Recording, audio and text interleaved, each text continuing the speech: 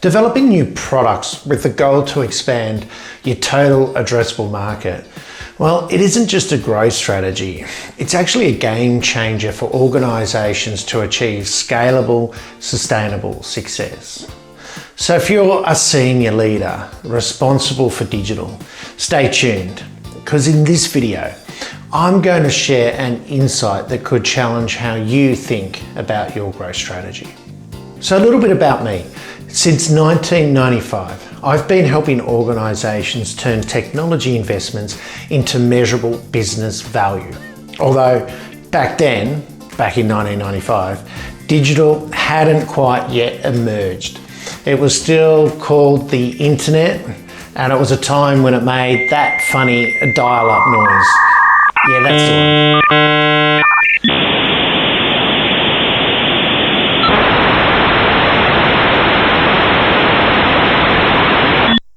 Through my work, I decode the capabilities of organisations where digital is central to their success.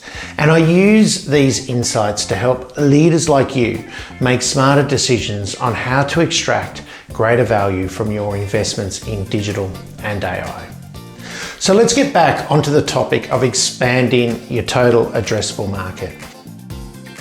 Organisations who deliberately invest in their innovation maturity are more than 2.1 times more effective at identifying and capturing new growth opportunities. All right, that's right, I said the capability of innovation. I bet you're expecting me to say something to do with sales and marketing. Well, I'm not saying sales and marketing are not important. But businesses that are successful in capturing new growth opportunities treat innovation as a core capability. They don't treat it as a side hustle for overstretched teams. And yeah, I saw that look. Yep. You're probably in one of those teams, right? Just trying to keep up with the day-to-day while being told to be more innovative. Let's break this down. There are three things that separate high-performing innovators from the rest. Okay, number one, researching and, more important, qualifying opportunities for further investments in new products. And this discipline matters. They follow a predefined process meticulously, because while great ideas emerge every day, not every idea represents a real opportunity.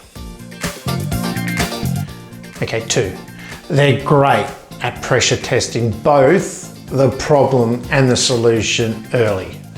They can usually point to a well-defined process, usually grounded in a framework, that gives them a quantifiable way to decide whether to move forward.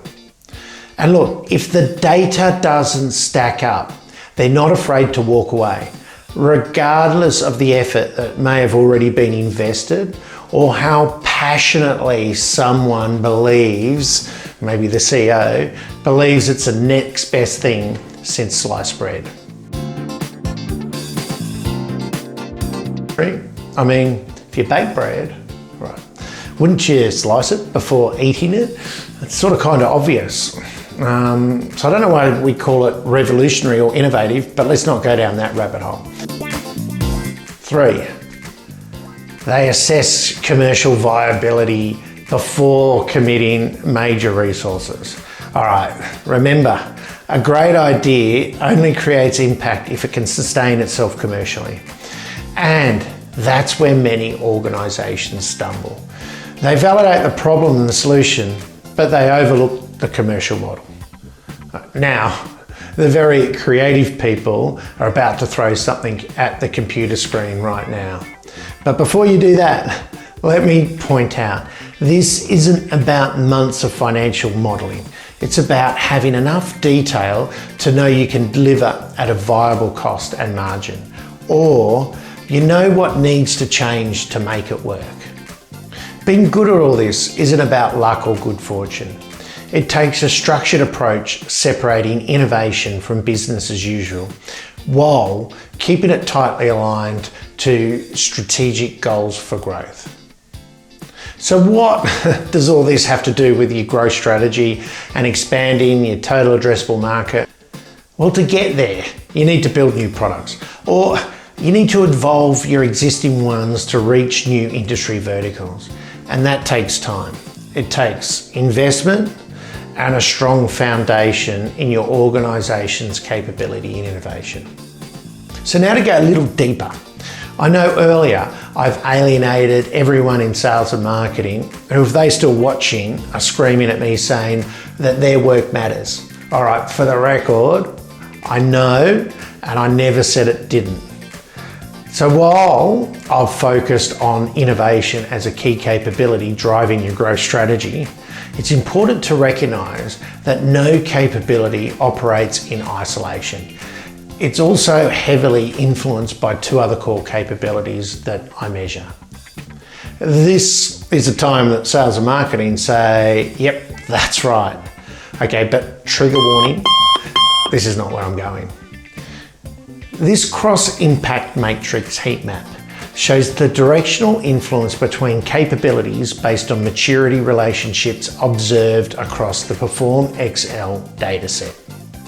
What's clear is that strengthening your intelligence and technology capabilities has a significant effect. Organizations that mature these areas alongside innovation see up to 2.4 times greater comparative success. So when you look to mature your capability in innovation, don't forget to also look to your organization's ability to analyze and transform data into intelligent insights, and your technology architecture and infrastructure. So as I just said, no capability operates in isolation. And as we know, organizations are complex and there's not usually one silver bullet. But my message remains clear.